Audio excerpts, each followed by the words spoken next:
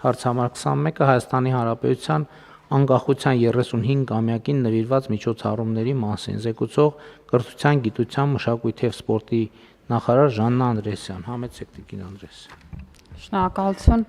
մեծարգո վարչապետ, հարգելի գործընկերներ, այս տարին իսկապես շատ կարևոր տարի է մեր պետության համար, որովհետև այս տարի մենք նշում ենք մեր պետության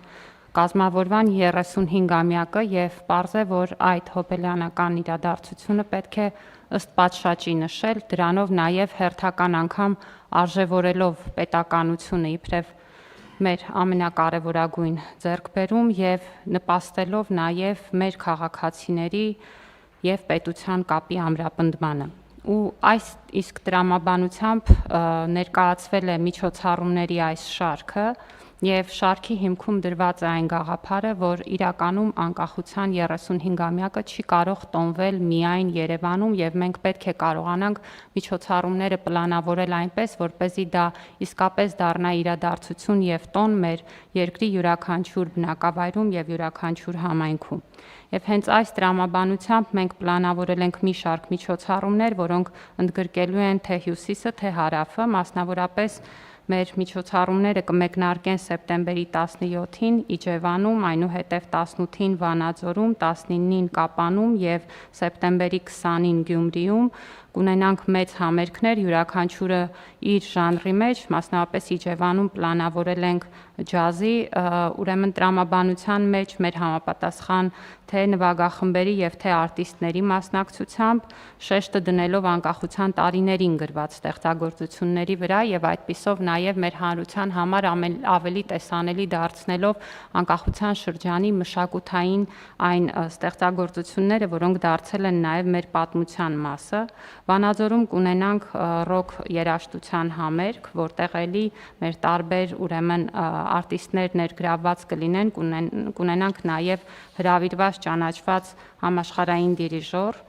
Կապանում նախատեսել ենք ունենալ տարբեր բենդերի մասնակցություն, սիրված և նաև կարևոր է, որ համերգին կմասնակցի Վարչաֆեստ 2026 փառատոնի Grand-Prix մրցանակակիրը, որը շատ խորհրդանշական է, որ նույնպես մի բենդ է, որը ներկայացնում է Կապանը, Red Line խմբի մասին է խոսքը։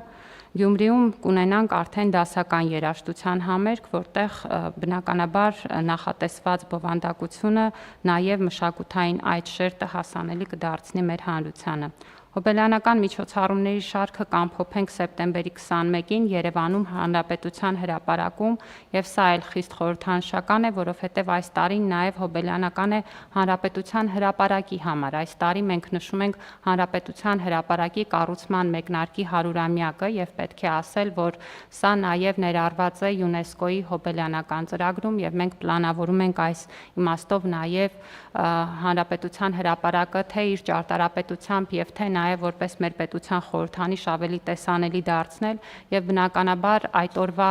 միջոցառումներն էլ պլանավորվել են այնպես, որպեսզի մենք թե անկախության 35-ամյակի նշանավորումը անենք և թե նաև տեսանելի դարձնենք Հանրապետության հրապարակը։ Եվ պետք է ասեմ, որ մի շարք անակնկալներ ունենք, որոնք չէի ուզի այս պահին բացահայտել, բայց պետք է ասեմ, որ իր նշանակությամբ և բովանդակությամբ բավական եզակի նաև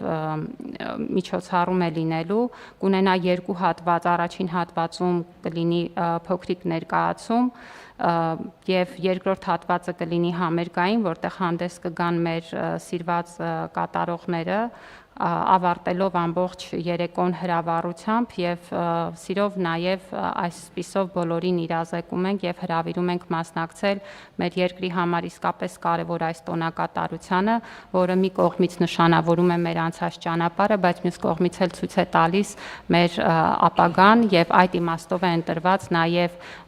այս 35-ամյակի բրենդավորումը, որի հիմքում ընկած է թռչունի գաղափարը, ցույց տալու նաև մեր պետության թռիչքը և վերելքը, որը սկսվել է և շարունակվելու է։ Եվ նաև ասեմ, որ սա մեր միակ միջոցառումը չի, մենք կշարունակենք նաև նախորդ տարիներից դրված ավանդույթը և այդ օրը կունենանք նաև թանգարանային նոր ցուցադրություն պատմության թանգարանում Բեռլինի թանգարանային կղզու հետ համագործակցությամբ և դրանով իսկ Բեռլինի 6 թանգարանների և Հայաստանի պատմության թանգարանի հավաքածուների ընտրանուց բացառիկ ցուցադրություն կբացվի, որը հասանելի կլինի մեր հանրությանը շինարարության համար 6 ամիս շարունակ եւ հուսով եմ, որ մշակութային նաեւ այս միջավայրերը հնարավորություն կտան պատմական կոնտեքստներում նույնպես անդրադառնալ մեր